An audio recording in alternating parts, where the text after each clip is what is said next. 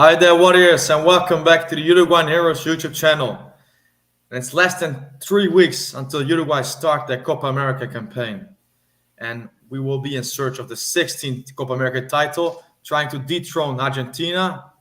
And with me to discuss all things La Celeste, talk about the squad, talk about the recent rumors, the recent retirements, is Alessandro Vigna. Alessandro, thank you, man, for being here once again. Once again, thank you for having me. It's always a pleasure to be on with you. The discussions are always great, and there's not a shortage of things to talk about in this stream. Of course, most recently, the Champions League final.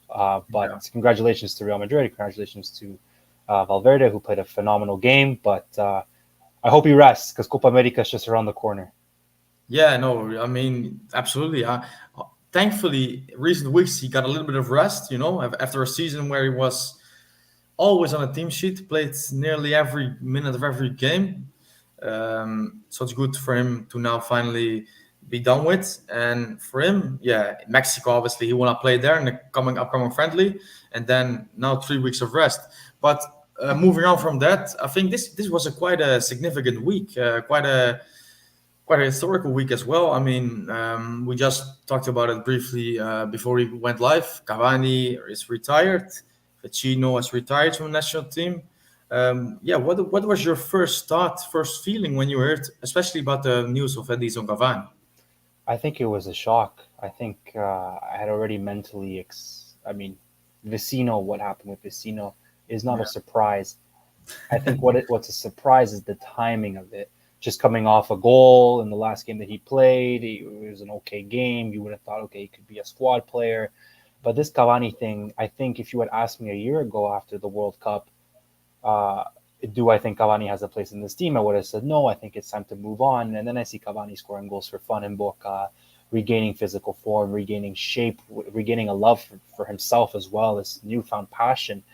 And then he cuts the cord, and it almost hurts. It almost stings because I feel like Cavani's recent form provided all this hope that he could at least be on the bench for the Copa America, and now he's not even going to be on the bench. I think if what we heard is to believe, then it's simply a case that he was tired of waiting for the call from Bielsa. Boca Juniors had informed him that he had been on the list for the Mexico friendly, and then it's difficult because the way we do things, or the way that AUF does things, is very disorganized from a public relations point of view, in which you don't set out to release a defined list like Brazil and Argentina early on. Instead, we're left, looking at crumbs of who's coming in through the doors every morning to see who's forming the list. And, that must have been hard for Cavani to see players coming into the Complejo without actually getting a call himself. I think it's a bit disrespectful from Bielsa's part to at least not even give him a 30-second call and say, hey, maybe you're not in my plans, or maybe you are. But I think Cavani exited in the most graceful way possible. He said, okay, in that case, then I will exit without making much noise. Thank you. And what hurts as well is the report that he's been breaking down at every single thing that he's been seeing, and all the messages from his teammates as well. So bittersweet, because we're seeing the end of what is of a sequel, of a legend, right? No, absolutely. I mean, and that's the thing. I think like a week ago, I did a video on what will be my squad, and he wasn't in it. And like you said, he's done exceptionally well with Boca in the last 2 or 3 months after a really tough start to life in La Bombonera. But then for me, the reasoning was that in the recent two tournaments, in the World Cup, obviously, and also in the Copa in 2021, he was incredibly underwhelming, in my opinion. And these weighed heavily in my decision making. And that's why I believe that, no, perhaps with Finas, who obviously has now gone out injured, and with Suarez and Darwin and Luciano from the left or right, but also can play from the middle, we are okay. But obviously, when he retires, all the irrational arguments go out of the window, because there's someone who has defended Uruguay with an incredible devotion, resilience, going through tough periods as well, being called all names under the sun by his own people, who's come through it, who's given Uruguay incredible moments, most notably, obviously, against Portugal, but also the goal against Venezuela, for example, in the qualifiers to Brazil. And then you think, this is a tough one to take, because, like you say, this is someone obviously who knows what it means to represent Uruguay, who can still in a tournament like the one coming up can deliver something, can bring something extra. Yeah, No, I think he wasn't in most. I mean, if you asked us a couple months, even a month ago, he's still scoring goals for Boca. A lot of people would say he's probably not in our squads. But two things had changed. Number one, CONMEBOL decided to match UEFA and added 3 additional spots to increase the squad size from 23 to 26. And Federico Viñas got an injury that would rule him out of the Copa America. yeah, That provided a window of opening for someone like Suarez and Cavani to come in. I think had those two things not happened, then I would have been able to maybe accept this ending a little bit better. But I think those two things happening has made the situation a little bit more complex, right? And yeah. you're right, Cavani's performances in recent tournaments have been underwhelming. I don't think he could have played 90 minutes for this national team, and especially the way that this national team plays now. But I mean, the end of the game, 5-10 minutes, the same argument we made with Suarez before. You throw on Cavani for a corner, for a set piece, for a ball that's loose in the area. There's nobody better to bring off the bench. But No, yeah, yes, true. And as well, I mean, when you talk about Cavani, physically, obviously, he's not this. It's like he was in, well, let's say in 2016, 2015. But recently, fortunately, he's been able to stay fit again. And also, when you ask Boca Vince and when you watch some games from him, bring a performance not only in terms of goals but also in terms of this physical, yeah, his physicality that he can deliver, work rate, defensive work rate especially. So yeah, when Vinas drops out and when there's an occasion where Darwin is suspended or injured, you could see him doing a job for 16, 75 minutes, bringing not the same perhaps, but similar qualities in terms of the physical capabilities like Darwin. So, and certainly, I mean, that's the whole discussion right now, right? Because we can talk about Suarez and Cavani being quite old and mm-hmm. not as great as they were, but what are the alternatives? That's the whole discussion, you know. Right. What are the alternatives? Vinas drops out, who is liked by Bielsa, is obviously not someone with a European profile, with someone who has proven himself on that scene. And who are the players that could come in, like, for example, Satriano, Canario Alaves, Matias Areso? What have they proven themselves in recent times? Mm. And is this something that is sufficient and is enough to say Suarez, Cavani, you were brilliant, but let's go away from that? And I think we both can agree that no, that's not the case. So therefore, these two players come back in the picture after we both were in agreement, I guess, that after the 22 World Cup, it's time to move on. And that's the funny thing about football. I mean, you can make all your conclusions based on a certain moment, but it's so, I mean, things change so fast. Yeah, No, you're right. I mean, the thing is, I look at, I mean, for me, it's like if the squad was only 23 players and you say you have Darwin, you have Luciano who can play the backup role to Darwin. yeah, And now with 26, you can bring 3 strikers. So you have Darwin, you have Luciano who could probably, in terms of his pace and physicality, can keep up with the physical demands as Darwin in the number 9. And then you have a third striker in which you can kind of throw in that doesn't necessarily fit your tactical profile, but it has enough class and pedigree that can change the game in the last 10 to 15 minutes.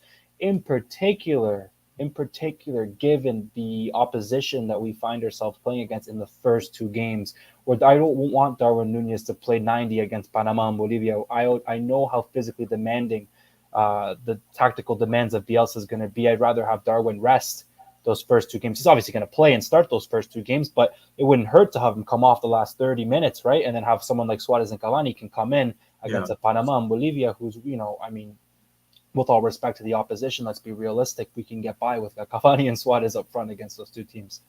No, absolutely. I mean, especially these first 2 games, that's where Suarez obviously can do a job still. Yeah. So first of all, thanks to all of you being here. Yeah, leave your comments in the well, leave your comments in the live chat and we will discuss them. Yeah, like we are going to talk about the Uruguay squad. Some decisions that should be made still are up in the air. I mean, obviously some names like Darwin, like you mentioned, like Federico. I mean, yeah, we know they're going there, but there are still, I think, 6, 7 positions, perhaps more, who are not fixed in our opinion, in our eyes. I mean, perhaps Bielsa knows them already, but they are not fixed in for the wider audience. So we will discuss them, talk about the path of Uruguay to the final. So yeah, if you like the video, if you want to see more, please like the video and subscribe, so you can be notified to when we go live and when I post another video. Alessandro, Farid, who you've seen during World Cup, Daniel Solana, who you've seen in the qualifiers, and maybe others as well, will join me in the live streams. So it's gonna be fun, and I want you obviously to be there because yeah, I mean, this beautiful team, we want to discuss them, we want to speak about them with as many people as possible. Okay, so Toad 27 says, I don't understand Salazar and Torreira not being on the national team, but Fonseca and Emi Martinez possibly being called up. Yeah, I mean, I completely understand what you're saying. I mean, if you've watched my video on the Copa America squad, my Copa America squad, I included Salazar and Torreira, both of them, and I didn't include Fonseca and Emiliano Martinez. So I'm on your side, but Bielsa, like you said, seems to be on the other side. I mean, Alessandro, where are you on this discussion? We've said it countless times in previous streams as well when we kind of ponder these decisions made by Bielsa. But once again, Bielsa has his game plan. If you don't fit into the pieces of that game plan and tactical setup, you will not be called up. More so, regardless of what performance you are putting in Europe. Prime example of this is Sebastian Coates, who on merit should definitely be in this squad. Yeah. And is not in the squad because he's probably deemed too slow of a ball-playing center back for Bielsa. In the case of Salazar, he's on the border. He had a fantastic season in Portugal. And you know what? I really think that if the midfield weren't as stacked as it is right now, I think Salazar would have had a place in the team had it not been so with De La Cruz, De Arrascaeta. That's a nice compliment. Thank you very much. I had to highlight that. Thank you. But I think the point stands. Uruguay is blessed with all these great midfielders, right? So it's definitely, there's a lot of competition. Maybe that's something Vecino noticed. He said, "Oh God, look at these midfielders. I'm not going to get any playing time." Yeah. But no, Salazar should be in the team. Torreira, all merit, should also be in the team. But if you frame it in the context of what the tactical setup is going to be for this team, then I mean, fine, it makes sense, but you know what? There's room for him on the bench. There's something, I know we might talk about more about this later, but I had a friend who read a book on Bielsa, and he loves Bielsa. He's one of those guys that kind of follows Bielsa where he goes, followed him closely when he was in France and Leeds. And I went out to lunch with him when Bielsa was hired for the national team, and he told me this quote that he's told me has stuck in my head, is that Bielsa is really good when the plan A works for him. And he's always plan A, plan A, plan A. But if plan A doesn't work, then it's more plan A and not plan B. And I think that was evident when he was on Leeds, and Leeds, were suffering from an injury crisis, and he continued to persist in that high physical, demanding style that he played. And they got pumped 7-0 by Manchester City and then lost, I think, 5-0 to Liverpool in the same week because of it. So that is my biggest fear with Bielsa going into this Copa America, is that, is there really a plan B? Because in these tournaments, sometimes you can't play the same way in every single game, but we'll see. No, that's a good point, and I appreciate the friend you brought up and his comment, because when I read a lot about people who come into my comments or into the community, let's say, of Uruguayan football, and talk about Bielsa, who actually love Bielsa, and that's okay. I mean, I love Suarez, for example. I love loads of players. But whenever you cannot distance yourself from that person and be critical and be aware of their flaws, that's when it goes wrong. And for me, this comment from Toad27, I understand what he's saying. I'm not saying he's right. I'm not saying I'm right, because I believe the same.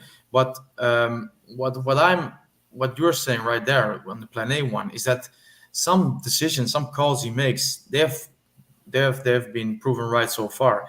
But for me, it's absolutely not unthinkable that they will come back to bite him later on in his Uruguay career, and especially in the upcoming Copa. I absolutely don't hope this will be the case. But when we take the example of Salazar, I mean, I can understand Torreira. I mean, his profile as a central defensive midfielder, which previously with for example Marcelo Diaz in the Chile side was quite similar to Torreira, but this profile of the central defensive midfielder in this Uruguay side obviously is different than Torreira.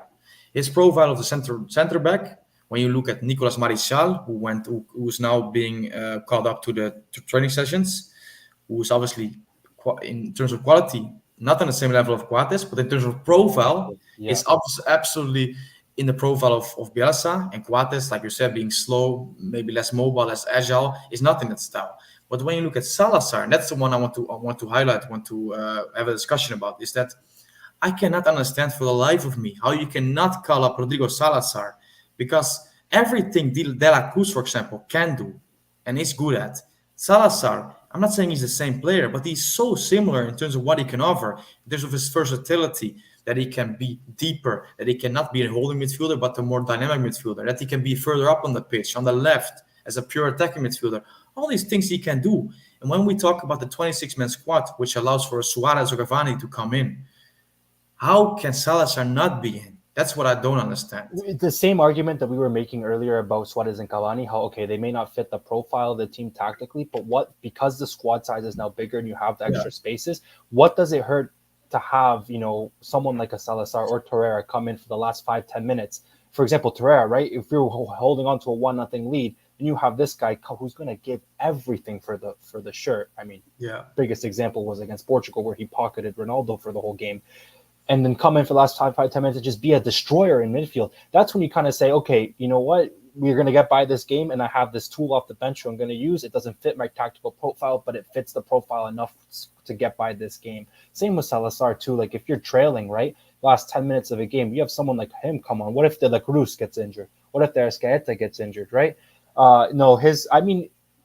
Okay, you can make. I think there's a not reasonable, but semi-reasonable argument that you can make that he doesn't get into the 26, but it becomes completely unreasonable how you can somehow argue that he's not even in the preliminary squad. No, that's especially that one. That's the thing. That's why I was a bit mad on Twitter as well, on X as well, because I don't understand that. But having said all that, I respect Bielsa 100% because he is obviously having his own idea of what he wants from Uruguay, and he sticks by it. I do respect it a lot more than people that cater to certain public feelings, public feelings. Yeah. Then, so I absolutely respect him for that. And he was initially called in the first. He's been called by Bielsa before. In the March one, yeah. Yes, and so it's something that it's easy for us to say this as two people who are speculating from the outside, but there's also this kind of perspective that I was thinking about on the inside, where I forget which player it was, but somebody who basically confirmed the fact when they arrived in Montevideo. They said, okay, Bielsa calls us over Zoom, I think bi-weekly or every 2 weeks, to have these long-winded, tactical sessions. We don't know how those sessions go with Salazar. Was Salazar maybe unhappy with what role he would have played in the squad? We don't know what that line of communication is there. So maybe that might have played a role as well, but I might also be grasping at some sort of cope. No, but that's what we do here, right? So, no, that's true. So we never know. At least, and I don't think, the inclusion or the exclusion of Salazar, I don't think it's that consequential, to be honest. Yeah. And so that's what's the most important. I think we had some moments in Tabaras's reign where some exclusions were, in my opinion, quite consequential, and especially the replacement being there meant that Uruguay had, their chances, they were less than what they could have been with certain other people there. So that's why this always should be part of the discussion. Players should be there, should not be there, and people believe he should be there, and the other people believe that one should be there. So that's okay. But it's an interesting one, and obviously it's something that we right now, because the Uruguayan Football Association and especially Bielsa likes to keep us in the dark. That's the thing, that's kind of their, or especially Bielsa's battle with the media. To do it like that, and it's okay. I think my personal opinion is that fans, especially are what make footballers and football what it is. And I think fans should be treated better and should be communicated with. And certainly because when it comes to Uruguay national team, this is a team that represents a country. So the fans, the inhabitants of Uruguay especially, should be well informed about what is happening. And that's not me saying that everybody should be made public, but when it comes to a squad selection, when it comes to a squad call up, when it comes to a preliminary call up, you can have the decency to communicate it, not 2 minutes before the lineup of the first game gets announced. That's just me being maybe a bit annoying, but yeah, I'm not sure what your feelings about that are. But No, I think I agree in the sense that it's difficult to look at Argentina and Brazil, and but I think Brazil didn't even have a preliminary squad. I think they just yeah, said, "Here's the 26." And then for us, it's like every single morning I have to look at the ALF Instagram or social media and I have to look yeah, who's going to walk through the door. It's like a reveal. Are they doing this for social media engagement? Or are they doing this because Bielsa is being stubborn? I don't know. Perhaps that was a point of contention to one of the rumors that we heard about. There was some tension inside with some staff in the complejo or the secretary or something. Maybe the public relations team wanted to release the list. Bielsa didn't want to.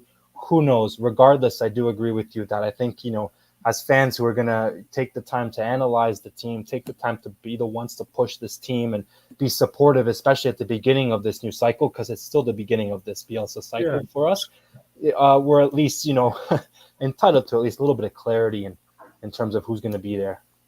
yeah. I think so as well. But it looks like we're not the only ones. I mean, the players are also in the dark as well, given to what we've been hearing about Cavani, right? Not even receiving a call. No, and I think Jorge Giordano, the like the head of the national teams, I mean, youth and senior, is that because I think the rumor came out or the comments from Cavani came out that he was not called up, or he got the impression he was not called up to play play the game against Mexico, and then he came out, Giordano, that he actually was called up, but I'm not sure what that all was about. But I don't see the upside of it, and that's the Yeah, thing. yeah. I don't see the upside of this being like this, but yeah, that's just me. Okay, another comment. 227 says Satriano was the only young number nine other than Darwin in Europe. Canario had a bad injury, and Areso only performs for Uruguay. Yeah, I mean Satriano, he is at a decent second half to the season. He's an interesting player. I think he's someone that's different to what Darwin offers. For example, he's a technical player, comes into the play a lot, can play from the sides, can play in the midfield, not in the midfield, but drop deep and be of a link-up player. So he's a good player. But the fact that he is now being highlighted as the best performing Uruguay number nine in Europe after Darwin speaks more about the lack of quality or performance levels right now in Europe of Uruguayans than it speaks to his quality itself. I'm not saying he's a bad player. He's 22 years of age still. But when it comes to number nines, we want to have in the Uruguay national team, um, yeah, it's not great. It's not great for the new generation now. There's a gap. There's a Yeah, gap right now. I mean, all national teams usually go through it when they're transitioning, but it's funny to think how, forwards was what we had the most completion in terms of the squad over the last decade, and midfield was where the gap was for the longest period of time, and now we're overloaded in midfield. We've got a solid defense, but our gaps up front. But it does concern me a little bit that besides Darwin, we're having to turn to a very old pair of Suarez and Cavani. Of course, they're legends, but it would help to have at least someone who's younger, of a younger profile, at least performing on a more consistent basis. And Satriano is he's not in the strongest of leagues necessarily, but he chips in with a goal every now and then. But I'd like to see him do that on a more consistent basis, especially in a league where it's perhaps easier to be more consistent than it is to be in a Spain or Portugal or England. absolutely. I mean, he's not a prolific goal scorer. That's just the thing. I mean, he's a good player for sure, but he is not that, and that's obviously he can offer different things. But when you look at the number nine, who can fill in for Darwin, that's obviously what we want to because he's not going to start.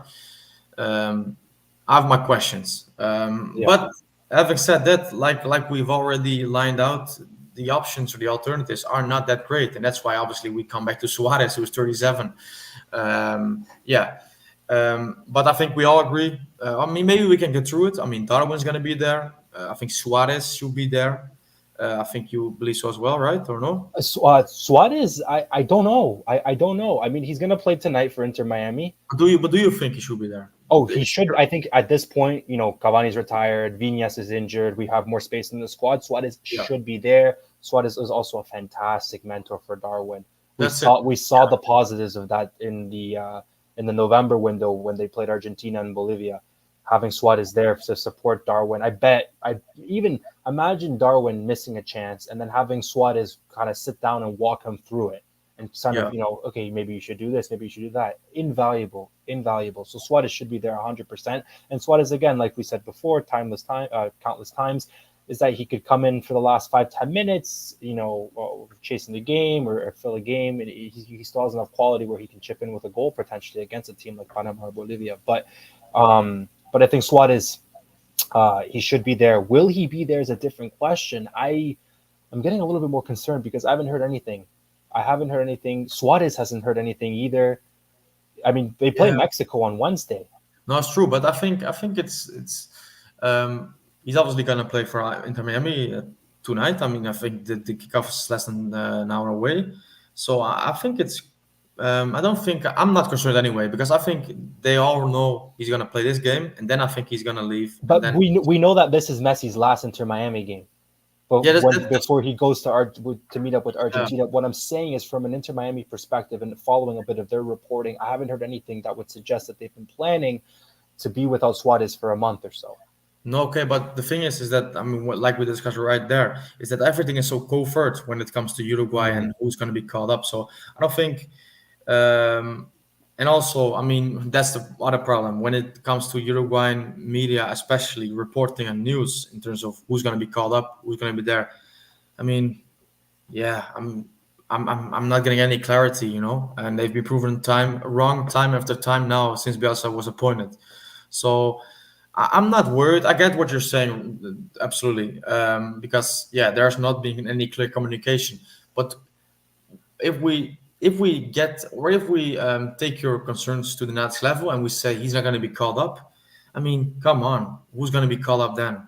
Uh, I mean, that's the thing. You cannot, from in my opinion, um, like how do you say, justify Suarez not being there when you look at Cavani being retired now. At this point, all of the factors that Yeah, have presented themselves, it's unjustifiable at this point. that's the thing. And I mean, we both are on the same line that Suarez is not gonna start games against Colombia or Brazil when we will hopefully arrive in these games.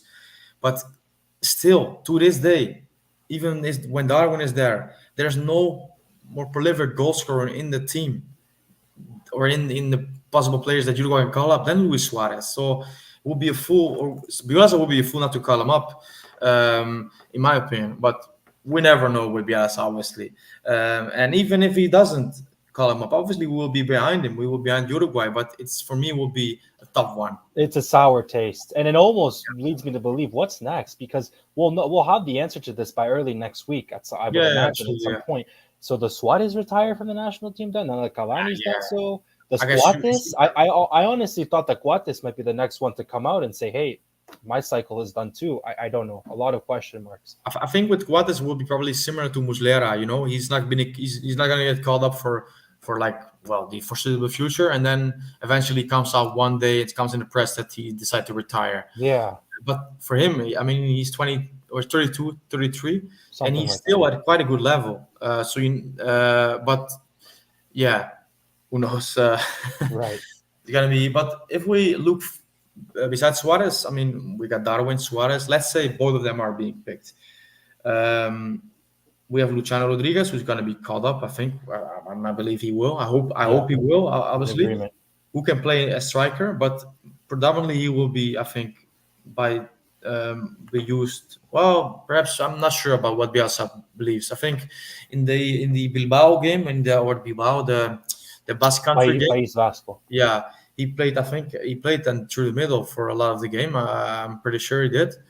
Maybe I'm wrong there, but No, he did. He did. Yeah. yeah. So that's three, but perhaps their fourth striker, especially when Luciano is not only a striker and can also play on the wings. Who would you call up as the third option after Darwin and Suarez? That's a tough question because there's such a gap. Yeah, I have no idea. So if you put Darwin aside, if you put Luciano aside, if you put Suarez aside, the obvious answer would have been Vinas, and Vinas really impressed me in the yeah, last international friendly window. But given his injury, we are left with the choice of Satriano, Thiago Borbas, maybe from Brazil. That could be a possible name as well that's been floated. I think he's been called up a couple of times by Bielsa. And then who else? do that's we the know thing. anybody else? Yeah, no, that's the problem. I mean, even when you said Borbas, who I think you especially mentioned him, I guess a few months back as a player to look out for. What about the other striker on Boca who plays with Cavani, Merentiel? Guarantee, yeah, but he's not even in the preliminary, it He's not even the seems. preliminary, I no. don't believe any of that, by the way. I mean, I got in a discussion yesterday, I think, with someone, and I was talking about when Cavani retired, and maybe you saw the tweet that I will lose my shit when Maxi Gomez gets called up now, and he said, "Well, I mean, Oh, this is the preliminary list. He's not in there." But I'm saying to him, "What do you know? How many times has Bielsa now been, or how many times have now been journalists, reliable journalists, apparently, been proven wrong by Bielsa? I don't believe anything of it. So who knows? But like you said, Mercantil, maybe he's there, maybe he's not there in the Maxi preliminary. Gomez being called up. I didn't even Yeah, but cross my mind. no, Maxi Gomez and Stuani would be the outsiders. Stuani, I don't even think can play because he has a heart problem. Girona only plays him for like 10, 15 minutes anyways. But Maxi Gomez being called up would be something else. no, but that would be catastrophic, because Yes. that you cannot explain that. Certainly not when when you leave, like you said, someone like Mercantil out, and then the whole argument of profiles for me gets really. I'm not sure how to Right. describe. That argument, okay, you're only calling players who would fit your tactical profile goes out the window because Gomez is not that. Yeah, that's well, but I was looking for the word in English, but I couldn't find it. But yeah, it gets really muddled to muddied. It's Right. like, I mean, how different or how similar are they? And The lines are blurred. yeah, that's the word. So, but yeah, I mean, that's the thing. Um, anyway, we will see how it goes down. I think like the 15th or the 12th, one of these are the deadlines for the final squad. Hopefully, it will be announced then. Perhaps it will take a few more days, but we will see. Yeah, at least it gives us something to talk about. Yeah, that's it. We're just now second guessing. We're making a live. We're doing a live stream here, and most of it is like based on not a solid ground anyway. So okay, 1,000 subs. Yeah, just saw it as well. Thank you, man. It's good to see. And yeah, thanks for being here. Let's grow this channel, and then we can continue doing this for sure. And another Alessandro aficionado here. I'm not paying anybody. I don't know what's going on today. Yeah. Thank So you yeah. again, I guess. Okay. Toe27 says Pelistri, Luciano, Maxi Arajo, Canovio, and Brian Ocampo should be called up for the winger spots. Yeah, because we can talk about the strikers, and we talked about a lack of performance levels in recent times.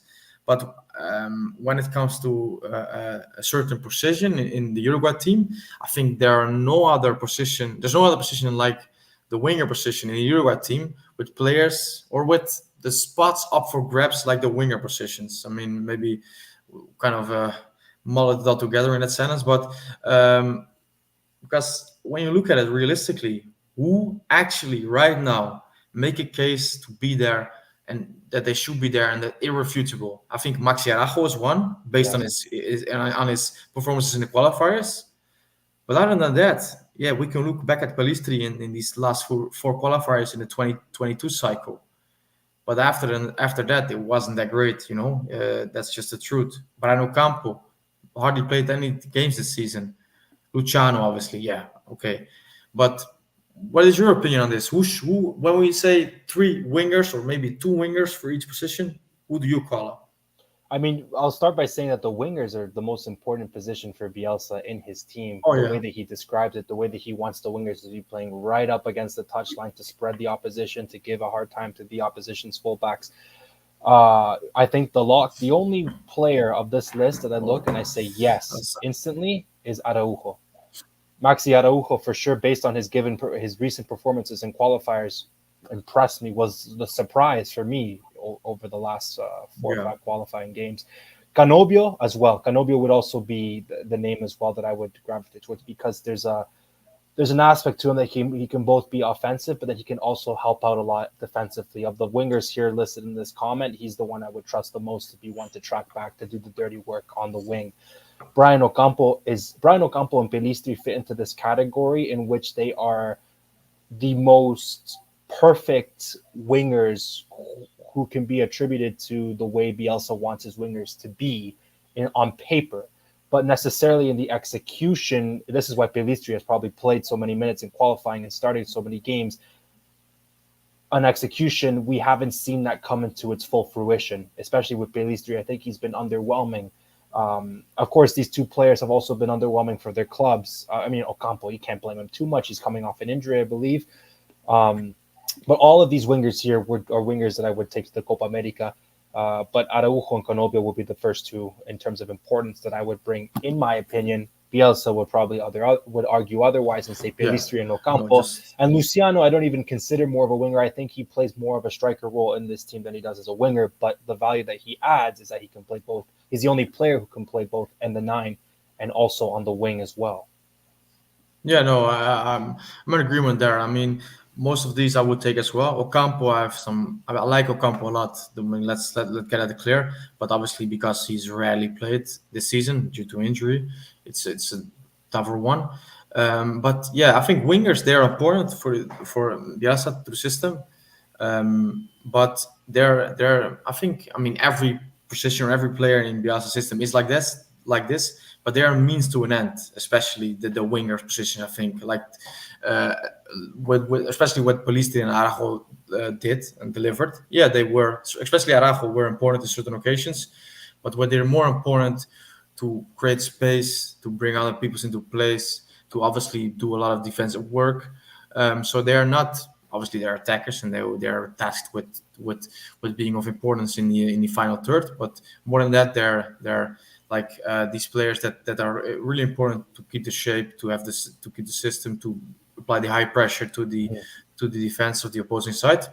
And when you look at that, I mean, Palisti and Ajo are really good wingers for the Bielsa system, and Canobio is another one. And Canobio, you can say about all of these wingers, so especially Palisti and Brian Campo. You can say, okay, what have they done this season? What have they proven? In their club performances. But when you look at Canobio, you have actually someone who you can look at, and he's done exceptionally well for Atletico Paranaense in this season, and that's an important thing, obviously. So that's why I think he will be there, and he's obviously not someone who was a fixed member of the squad, but I think he will be there. Luciano probably more as well for the striker position, but he will be there as well. And then you have like these are two spots for every winger.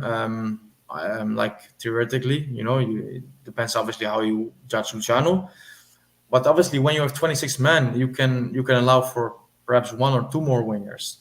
And then you have Brian Ocampo. I think you have Brian Rodriguez, you have Facundo Torres, maybe even Diego Rossi. Although I think he's more of an inside. Those No, no, three are more of the fringe. yeah, but the funny thing is about Diego Rossi is that, yeah, I don't want him in the national team, to be honest.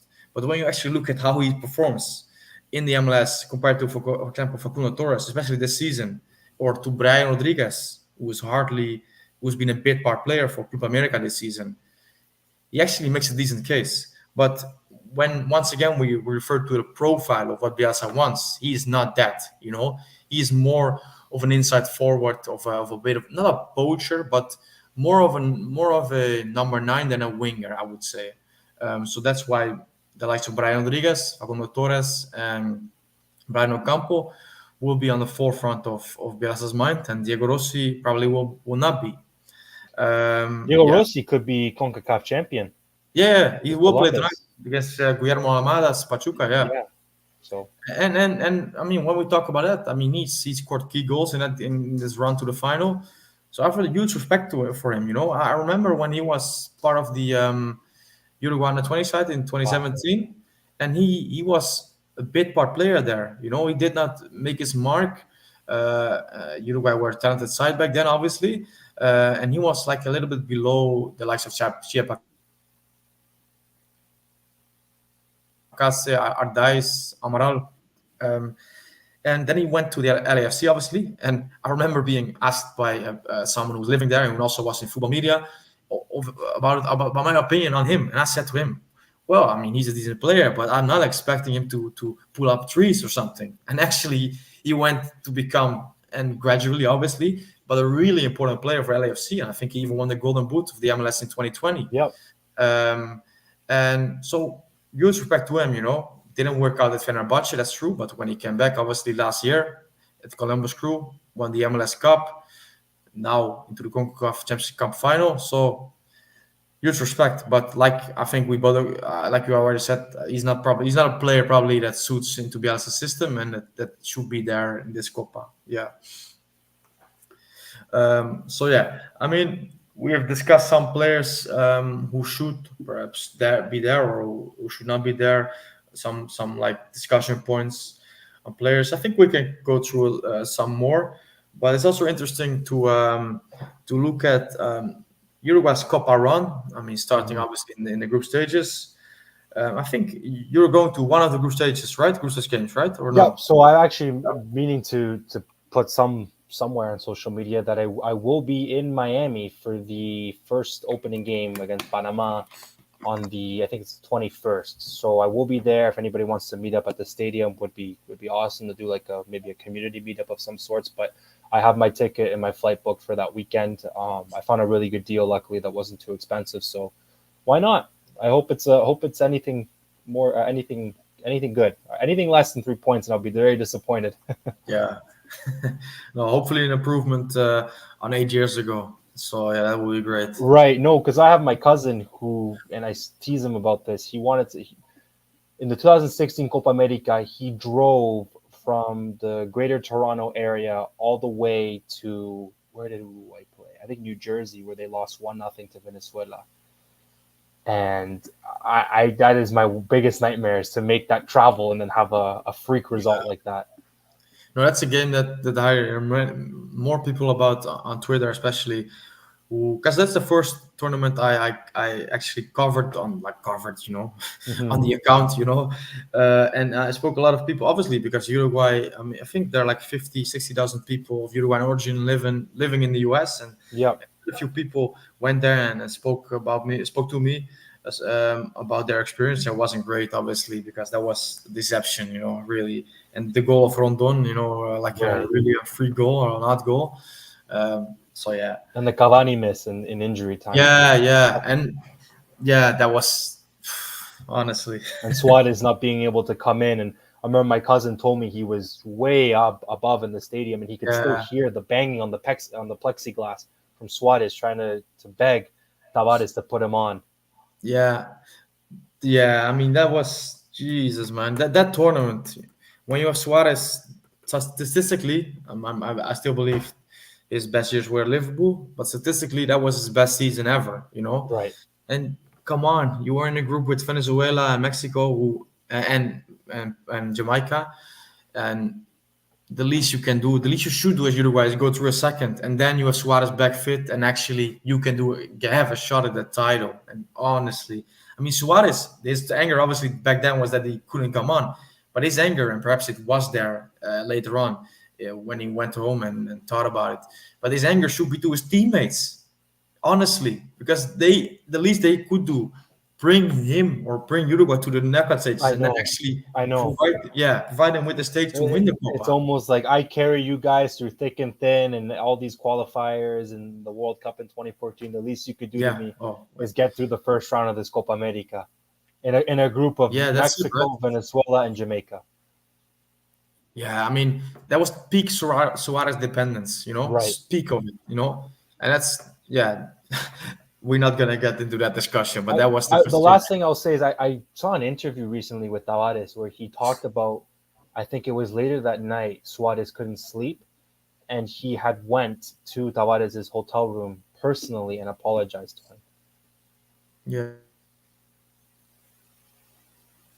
Yeah, yeah.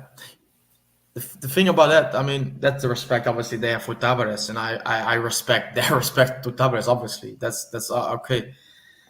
But sometimes it's like it knows no bounds, because Mm, sometimes although you have respect for someone, you also have to be honest and be fair and say what you actually believe. Because I do believe some of them, certainly in the latter years, when you look at the games, for example, against Brazil, when you look at the games away to Bolivia, some of these players were inside. They were thinking completely different things than what they actually came out with.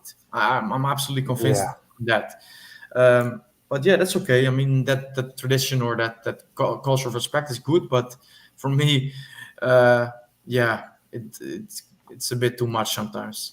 mm. Okay. To says, I rather have Ocampo than Brian Rodriguez or Facu Torres.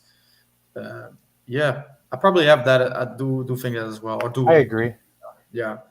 And the funny thing about this one is when you look at these three, they are also different profiles. Ocampo and Brian Rodriguez, they are different profiles. Ocampo is more of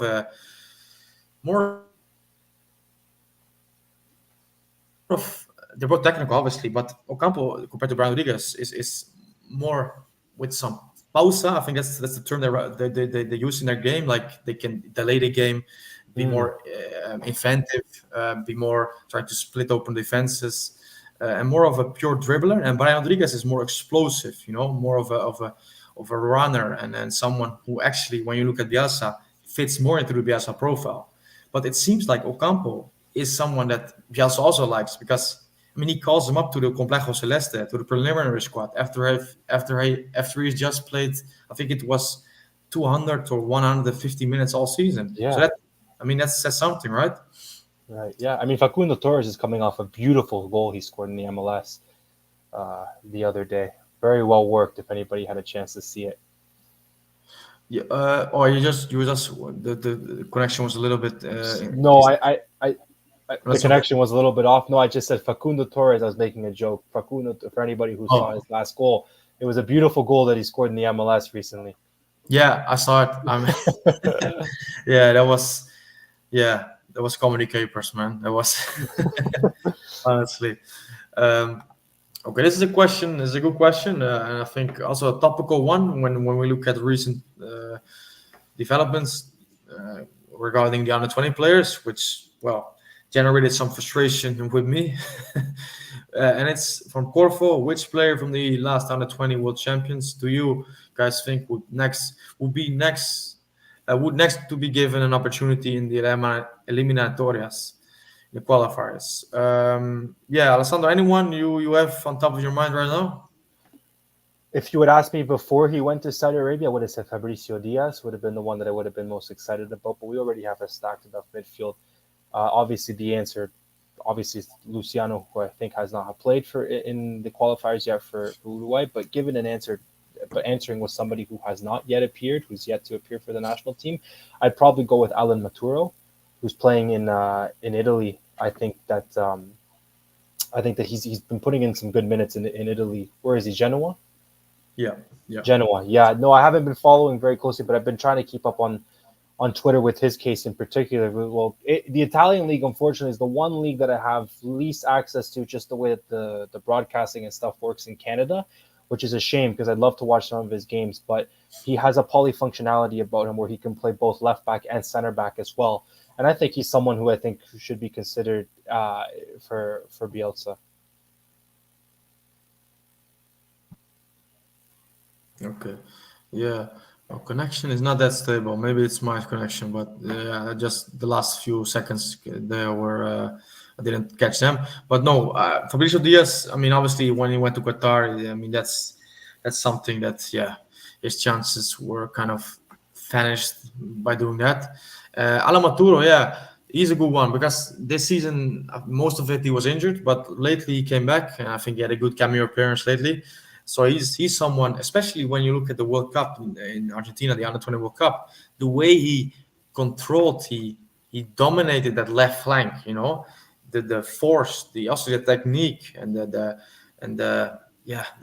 flamboyance of how he behaved, or how he played back then was brilliant. So he's someone is an interesting one, and also Matteo Ponte, because at the right back with Nandes who's doing well, but it's still a spot which is up for grabs in the near future. And he's now fortunately getting some playing time with Botafogo, so hopefully that works out. Yeah. The one name that I think has gone a little bit under the radar, who I think fits Bielsa's profiles, is Facundo Gonzalez, the center back. Okay. He Yeah. very much impressed me in the World Cup in his ability to play the ball. I think that World Cup run, it was the first time I saw Uruguay center backs being able to keep possession of the ball so freely and also break lines with the passing, the progressive passing that they were making as well. And Facundo Gonzalez is a great profile when it comes to that. So I think he'd be someone, would be great to have in there rather than having to play a left back like Matias Viña or an Oliveira in the center back position. Yeah, and Boselli as well. By the way, that's because both of another them. one. I mean, with Facundo Gonzalez, I think we knew about him, because of his. I mean, he was in Europe for a long time. Boselli is more of a physical presence than Gonzalez, but I think Boselli, what he may lack in Bielsa's eyes is that progression, ball playing ability that he values so much in his center backs. Yeah, no, but that's the thing with that Boselli. Obviously, when you look at him, you think of a physical presence, and he obviously is, and he can clear the box really well. But that's the thing what really surprised me in that tournament, and also in the Sudamericano. Mm-hmm. Actually, when it comes to ball playing abilities, he was spot on. Did really well during the tournament. But that's the thing. You look at this team, the current Uruguay national team. Where are the options? Where are the open spots for young players coming through? And when you look at defense, this is probably certainly the center back positions. These are the positions when you have Araujo and Jimenez still. These are tough spots to capture, and where Boselli or Gonzalez can come in. So I think with Maturo, Ponte, these are different ones. These are more interesting ones because obviously, left back we have more options, but there's still. Perhaps if Maturo can do well, he can come in there. And also, when you look further up the pitch, Fabricio Diaz obviously is unfortunate. But Anderson Duarte in the forward positions is an interesting player in my opinion. Juan Cruz de los Santos is an interesting one, although he should make a move away from Uruguay to take the next step and progress.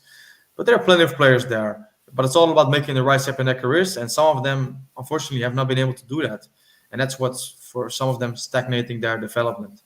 I think a couple of names that I'll just quickly throw in the ring before I forget that aren't necessarily were a part of that under-20 team, but highlights just how deep or how much depth there is now in the defense position outside of any preliminary list.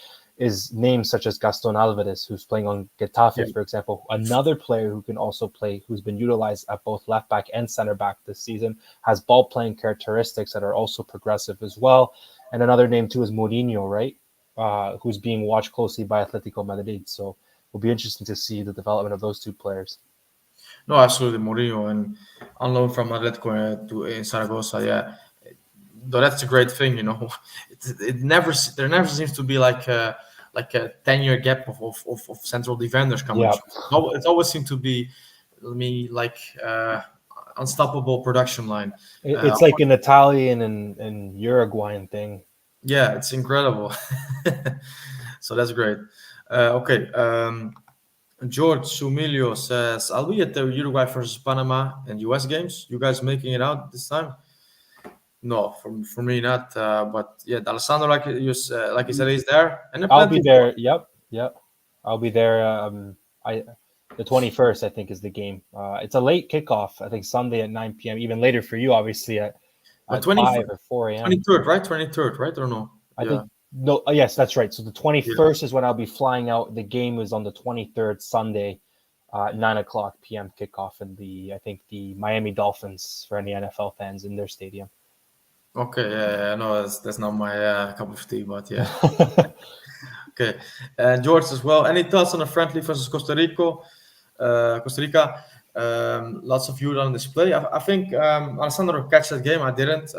So yeah, what were your feelings Yeah, of? so I watched that game. I didn't have really anything to do yesterday. Really, what piqued my interest with this local or selección local is that is the story of Walter Dominguez, the player from Offi, who's an amateur player essentially, who has been given an opportunity to be a part of this squad based on his goal scoring record in the Offi league. And I was very intrigued by that. And so I watched the game, very interested to see what would happen, how would this line up, because there was also added context that Nacional and Peñarol didn't release any of their top players because, of course, they were tied up in a big week with regards to the Libertadores. So really, what you were getting was not even the first batch of the Uruguayan league. You're really getting the B team of the local league, almost in a certain sense. I mean, there were I think 6 players in the squad from Boston River.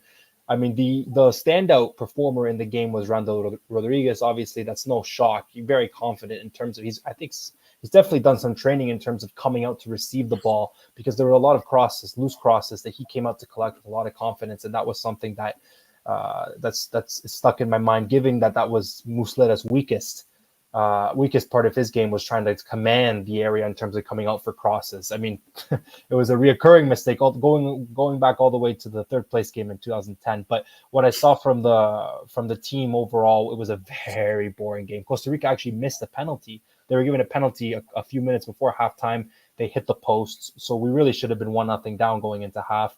But something, and I was saying this to you before the stream, that piqued my curiosity was that when Bielsa had come in, I was under the impression, and I think I had heard it somewhere in an interview, in which the idea was to have the under 20, the under 23. This is why Bielsa coached the Pre-Olympico team, was to have all the youth teams sort of adopt a similar way of playing.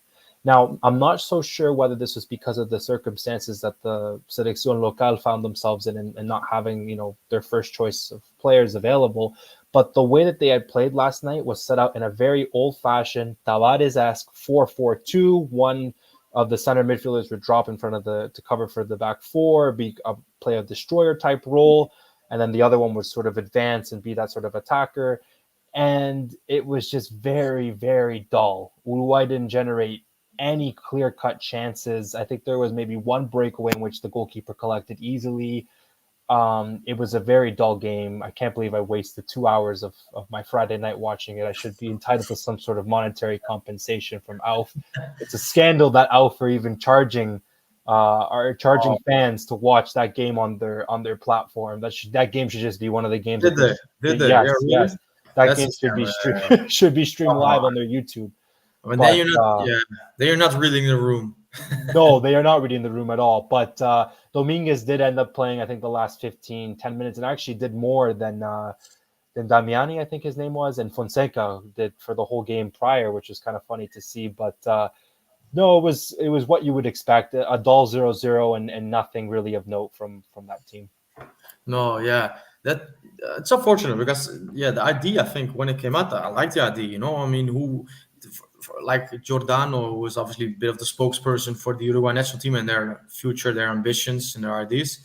He said like, yeah, this is a good way to market Uruguayan players who are still playing in Uruguay to the world, because yeah, okay, maybe you play as kind of a D or a C or a B team of Uruguay side, you still play internationally recognized games against national teams like Costa Rica. I mean, Costa Rica is still one of the best teams in North America or in the Central America area.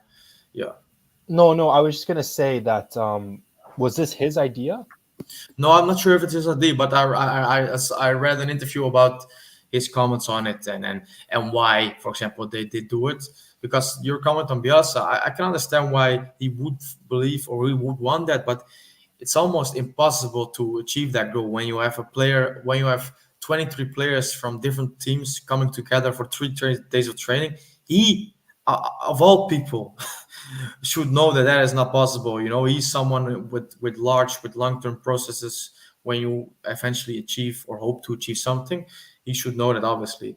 But what he said anyway, Giordano says that yeah, one of the reasons they do it is to bring exposure to certain players who otherwise would not get that exposure. It's not unheard of. The United States does it, Mexico does it, Ecuador's done it. A lot of the CONCACAF teams do it, in which they'll play, during like when club football is going on, they'll arrange a friendly. Like I've seen, Bolivia play the US, for example. Another point that I will make is that I was expecting Costa Rica's first team to be on display, and I had looked online because I was curious to see. I'm not sure what Costa Rica's first team looks like. I've actually found it interesting that their coach is Gustavo Alfaro, who's the former Ecuador coach. That's Yeah. already a good coach right there. But a lot of the players that started and played for that Costa Rican game were players that played on CONCACAF clubs, No, with the exception of one. yeah, I had a quick scan through it as well yesterday. And now again, I think Campbell came on, but other than that, they Joe were Campbell, yes. they were not first string players, most of them anyway. Yes. Got some Yeah, but PTSD there. I didn't Joe even know he Campbell, was yeah, on the bench.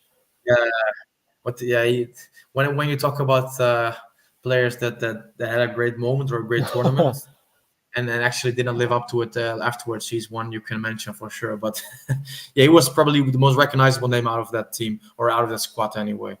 Okay, let's go on for a few more minutes, address some comments, and then we'll call it a day. Like I said earlier on in the stream, we will be back in the upcoming weeks, upcoming 2 months when Uruguay get into the Copa, play into the Copa, and hopefully make it all the way. So we will be obviously speaking to you or speaking with each other, and hopefully you will be there interacting with us. Thanks for the comments coming in. Please like the video and subscribe. And put on the notification bell if you want to be notified when we go live or a video gets uploaded. Okay, Underdog says, I put my fate and money on the line for Uruguay for this Copa. I believe they can make it all the way. I bought a ticket for the quarterfinal match of the group winner in Uruguay's group. Okay, yeah, that's brave, but I like it. I think what you are doing right now is I think every one of us believe that Uruguay should top that group. I mean, that's something. Yeah, okay, if it doesn't happen, it's not a catastrophe, but we should aim for that.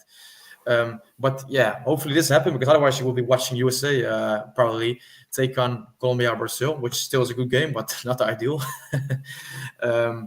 But yeah, I actually, by the way, maybe it's not great to reveal this and to endorse some betting, but I actually put a bet on for like a double bet of Germany winning the Euros because I actually believe they can, and the odds were quite good, and Darwin being top scorer because when he plays against Bolivia and Panama, that's a great opportunity to actually get some goals. I'm not saying.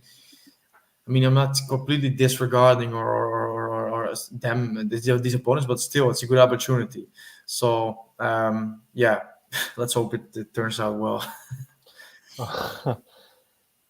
Are you a betting person? Do you ever? I do a little bit, but I do not bet anything doing with any. I have the two golden rules for me is no bets on Uruguay, no bets on Liverpool. No, that's probably the good thing to do because I've done this like for Uruguay a lot. I remember one occasion where I think this was in the qualifier cycle of 2018. Pretty sure it was anyway, or maybe 2022, but probably 2018, where Uruguay played away to Paraguay, and I think they won the game eventually 1 or 2-0. And Suarez was through on goal, and I needed the Suarez goal to win quite a good amount of money, certainly back then. And he hit the crossbar, and it went from the crossbar onto the goalkeeper into the goal of Paraguay. And Yes, the game Valverde scored.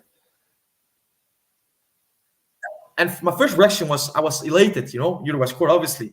And then like a few seconds later, I was thinking, "Oh my days, no!" They gave it as an own goal. So that's the conflict of betting. Yeah, they did it. Yeah, because it came back out from the crossbar onto the goalkeeper and then back in the goal. Yeah. So that's why probably you should not bet on your teams, other than probably your passion or your love for team blurs. Your rational reasoning behind putting a bet. So yeah, so I understand why you don't do that. I unfortunately, not as strong in withholding from that. I'm already stressed enough watching the national team. No, it's true. Betting on top of that, no, you don't need an extra layer, I guess. Yeah. Okay. Corpo says, have you seen as a right back in Dynamo Moscow. Um, yeah, I think he's not like a regular. You know, he's playing a lot of games, but he's not like is in the starting 11 if everybody's fit, and he's certainly not playing in his best position. You know, he's a center back or a left back, but not a right back. But funnily, Diego Laxalt, who's playing there as well, is playing central defensive midfielder for Dynamo Moscow. So Really? yeah, so yeah, Wow. because yeah, I do try to keep an eye on that. How bad's their midfield situation? Yeah, really, man. Honestly, so that's a funny thing, but yeah, I think we can all recognize that Bielsa likes him a lot because he's been there. He's now there. He's arrived, I think, yesterday in the Complejo Celeste. Whether he will be called up to the final squad, I don't think so actually, but I, who knows? he was a standout in the Preolímpico, whatever I know is a fracaso No. slash disaster, but he Do was a you know? standout. Nah, I don't think so, man. Honestly, no, Really? being real, because he had a. I mean, I think he had one game. I'm not sure about against who he was quite good, but he also had a few games. Certainly one I can recall where he was disastrous. And he was not the only one, by the way. I mean, come on, but but yeah, but overall, I mean, when you look at actually how he did at nationality, he did really well. I think he moved to now Moscow certainly was a bad timing. Obviously, with what's happening there for his own career, but he's a player with talent, obviously, and with possibilities. Also versatile. Another And one that fits that Bielsa profile. that's it. That's it, man. Yeah.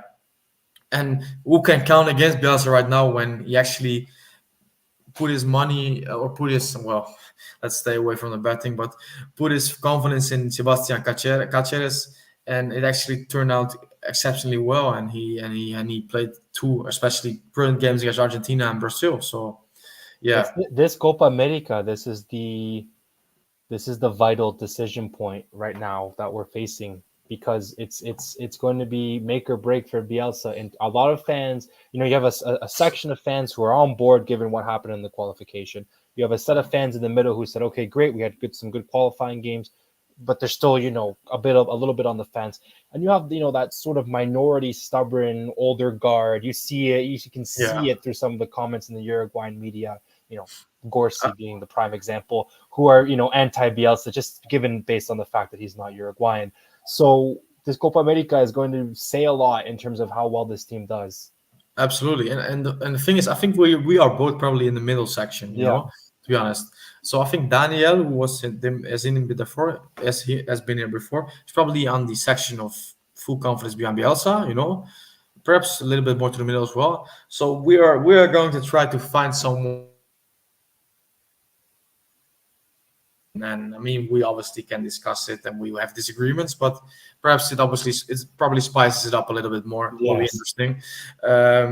But yeah, and I think by the way, the middle section is the way to be, and that's not just because I'm in that, but even when it comes to Darwin at Liverpool, and I think you're a Liverpool fan, and you're a Uruguay fan, so you have all the reason to back Darwin with no critical thinking whatsoever. But still, you being someone obviously, I think is quite of a critical thinker as well.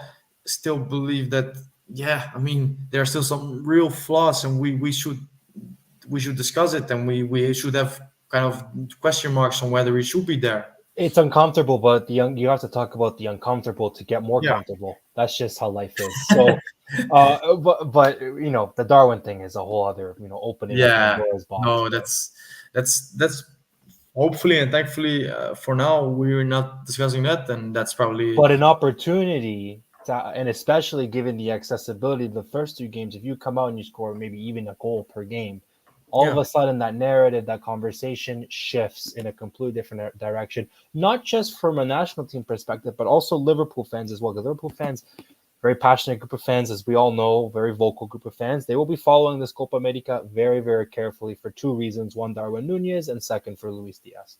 No, absolutely. I mean, recently someone contacted me on the email, a Liverpool fan living in the US, Hmm. who wanted to wanted to be informed about where Uruguay were staying during the Bolivia game, Mm-hmm. And we said, yeah, I'm a big Liverpool fan, love Darwin, love Suarez. So yeah, there's many fans obviously who will be looking at this World Cup who are not Uruguay fans, but who love Liverpool, love to see Darwin doing well.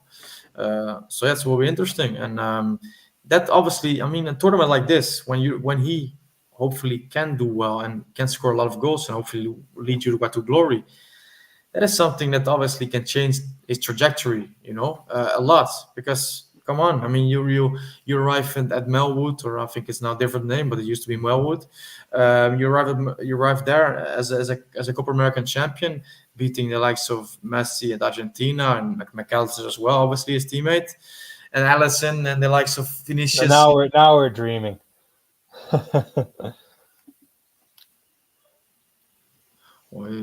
Oh, you just got away, man. The connection Sorry. is great. No, it's not your problem. It's okay. No, but that obviously, yeah, the world looks different then. And where you left off in May, I mean, it's a completely different story when you start again in August. You don't even necessarily have to win the Copa America, but you get in a position where you have a good tournament. You score 5 or 6 goals. Maybe you don't win the Copa America, but you come out with the golden boot, for example. That yeah, absolutely. I mean that helps obviously, and yeah, the opportunities are there. Certainly in the first two games to rack up some goals, because that's always the thing about history. When you look back at history, you look at goals. You look at Kane winning the Golden Boot in 2018, and people, well, we do right now, but in 20 years time, they don't look at the fact that five of them, I think, were against Panama and Tunisia. So when Darwin starts off against Panama, scores a hat trick, and then hopefully scores another one against Panama, and scores perhaps another one in the quarterfinals, and actually wins the Golden Boot with 6 or 5 goals. They don't look at the context of it, Most, I mean, obviously you can dive into it, but that's just the way things go. So and the opportunities are there, like I said, to do that and to make some history there. Yeah, and that's also, I think, why most when I come into discussion about Suarez, Cavani, although the careers were great for Uruguay and we enjoyed many great moments, it could be so much better still. But it's always the thing that, yeah, it could always be better, obviously. But yeah, Fingers crossed. The best is yet to come. yeah, yeah. No, absolutely. Okay, I think that's an hour and 11 minutes. I think we had a good time talking about Uruguay. Yeah, this was kind of getting into its stream, I guess. Let's 19 days, I think, until the Copa starts, until the Argentina, I think, opens the tournament. And in the upcoming weeks, we will continue with the live streams. You can check the feed on Twitter or X, and yeah, we will be more specific, perhaps to a certain game. Look at the possible path to the final, which we actually didn't discuss today, but we That'd be can. a good stream. We just kind of maybe, I don't know, we could get the screen up and like simulate the bracket and Yeah, that's a great one. I think yeah. I got a thought map. There's an opportunity to do that, so that's a Okay. good idea for a future stream. We can certainly do that. And yeah, other than that, certainly we come back with some panel videos, with more people on, and then we can discuss with Awesome. Yeah. some wider array of opinions. So yeah, Alessandro, man, thank you. What are you up to in the rest of the day? Have any plans today or not? Really just kind of resting because, we talked about it before the stream, how, for you, obviously the Champions League is prime time, 9 o'clock, Yeah, 8 o'clock. And then for us, over on the East Coast, it's just like right in the middle of the day. So it just takes out such a huge chunk of the day. But yeah, the rest of the day, no, just relaxing, just taking it easy and getting ready for the work week as well. And every day now that we're in June, now that the Champions League has officially ended, my mind has now starting to fully shift into Copa America gear, and that comes of especially the nights leading up to the tournament. You rewatch old highlights, you rewatch old videos. I know because Cavani retired, my dad and I watched the 10-15 minute highlight package from the Uruguay Portugal game in 2018, and you still get goosebumps watching stuff like that. And even obviously Uruguay didn't go on to win that World Cup, but those are moments in tournaments, games and tournaments in which they create memories for a lifetime, and that's what I'm hoping to get out of this Copa America at the very least if we don't win it. Yeah, no, that's I think that's what we hope to see. Yeah, yeah. And then that pre-tournament feeling is always great. I think, yeah, it's like you have an early taste of it during the group stage draw in the end of the year in December, and then when it comes up when the season starts or the ends, I mean the club season, then you get these feelings. You try to inform yourself. You look some of old videos. So yeah, that's all starting now. So yeah. Great. I mean, I'll speak to you soon. Thanks for being Yeah. here once again. Thank you for having me. For anybody who's going to the first game against Panama and wants to know where I'm sitting or any other detail, my Twitter handle is in. Just go to the account and go to Yeah, the recent tweet about the stream. Find my Twitter. Send me a message. Feel free to communicate with me. I'm more than happy to arrange a meetup or something. yeah, and then the Twitter link is also in the description below, Yep. so you can find him there as well. Yeah, do that. And if you want to have any information on the games or maybe set up a meeting with other friends who go to the game, you can always contact me on Twitter. So that's okay. Yeah. So thanks for being here tonight, all of you, and we'll speak to you very soon. Bye, everybody. Bye bye.